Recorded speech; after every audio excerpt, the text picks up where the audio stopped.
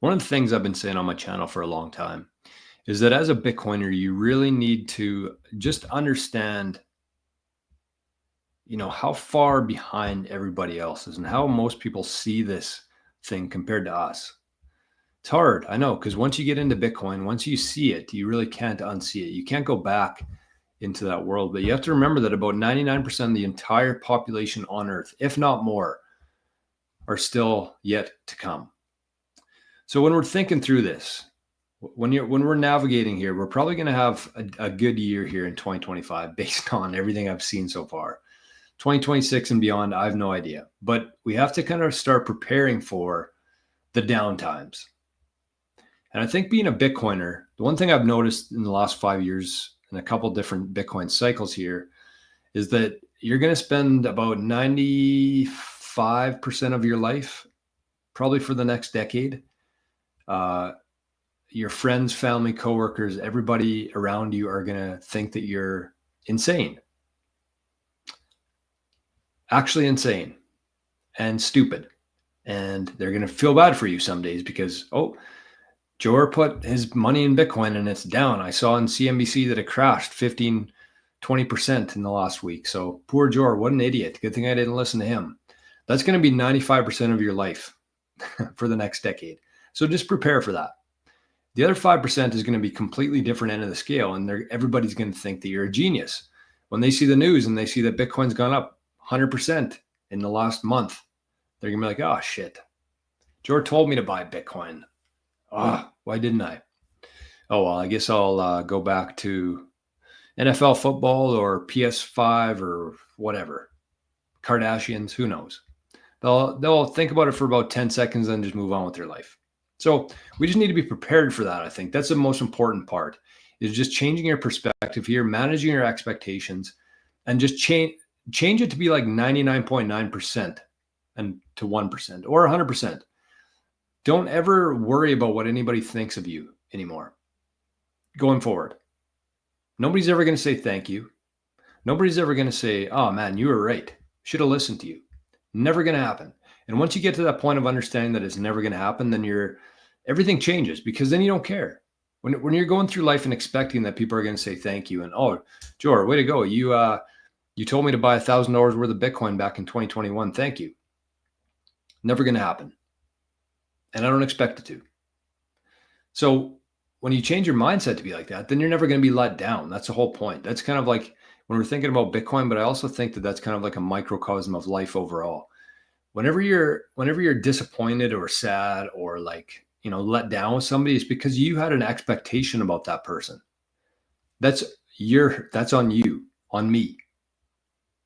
And whenever you get rid of that, then, the highs and lows turn into like pretty flat line.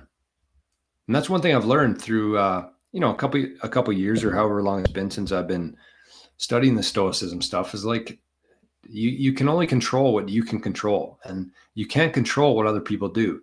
And everything to do with that is your expectations of people. So this is a perfect example here. I'm going to start with this.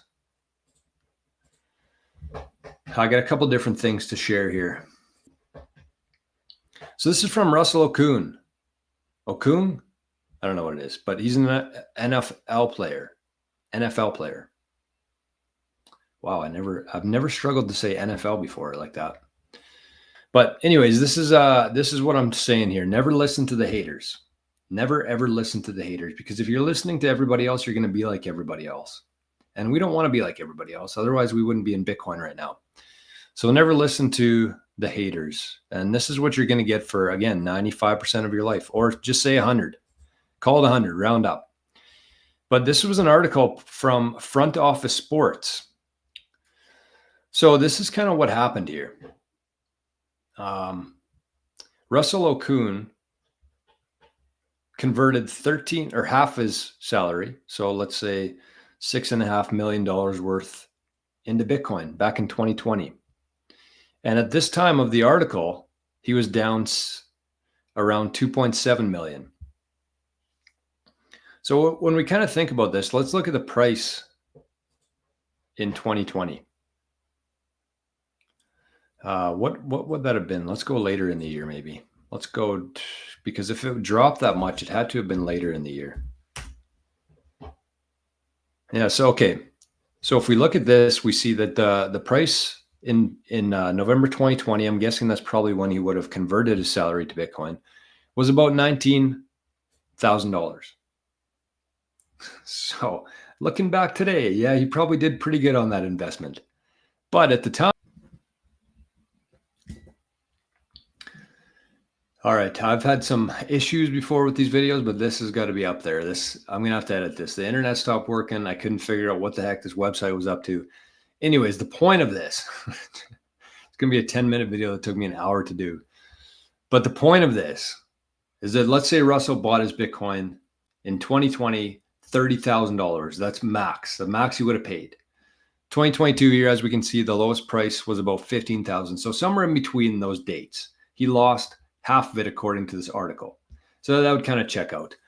But even worst case there, let's say he bought it at $29,000. What are we at today? 86.90-ish. So he's returned 3x on that investment. Ever since that article was written where it said that he was down 100%, he's 3x'd since then. So that's a perfect example of never looking like too short-term with this stuff, never listening to any opinions on it, because things are still yet to play out here. And especially when we look back probably in a year from now, it might be 4 or 5, 6x since then. So don't worry about the haters, the media, everybody who doesn't understand Bitcoin. It's just a complete waste of time, because it's really easy for people to say, hey, look at that guy. You know, he bought it at this price, or Bitcoin's dropped 10% or 15%. They have no idea when you bought it. They have no idea what your cost base is. Don't worry about any of that stuff. Just stay focused, hold on to your Bitcoin for as long as you possibly can. And we're going to be the ones with the last laugh with this one. And the last thing I wanted to share here was this. I absolutely love this graphic. This looks like it was from 1889. So first of all, this magazine, the cost of it was 10 cents. 10 cents. What, can you buy anything for 10 cents nowadays? It used to be 5-cent candies. I'm pretty sure they cost like 30 cents now, or $1 each pretty much. But a magazine for 10 cents. Go into a Chapters and try to find a magazine under $10 now. That's one point of this. But look at this. This was a magazine. And if you can see it here, it says at the bottom there, an unrestrained demon.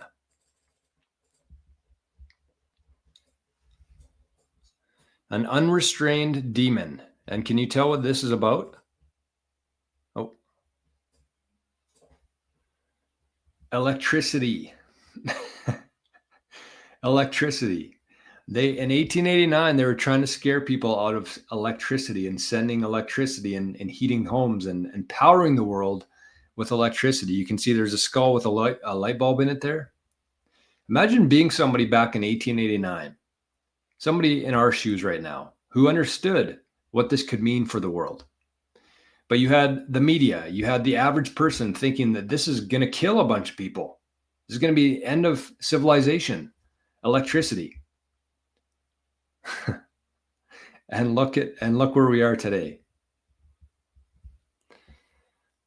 So understand where we are, understand how hard it is to be like somebody who's able to see things before everybody else catches on to that, and be okay with that. Manage your expectations. Don't worry about the haters and the BS and the media and all these narratives who don't want this thing to succeed, because they're not going to benefit from it. They're still clinging on to that old system, that old financial system, that old control structure. But it doesn't matter. The world's going to move on either way. Technology only moves in one direction. And so if you can kind of get your mindset right, it's going to be much easier to go through this. So that's kind of the point of today. Don't worry about it. Keep your head down. Keep your tiger vision on, your laser eyes, and keep pushing forward. So I hope you're having a great Sunday today. This was a crazy, I'm glad you guys are only going to see the edited part of this, because this laptop almost went through the window today. Surprised it's not pitch dark in here. It took so long to do this. Anyways, we'll talk to you tomorrow.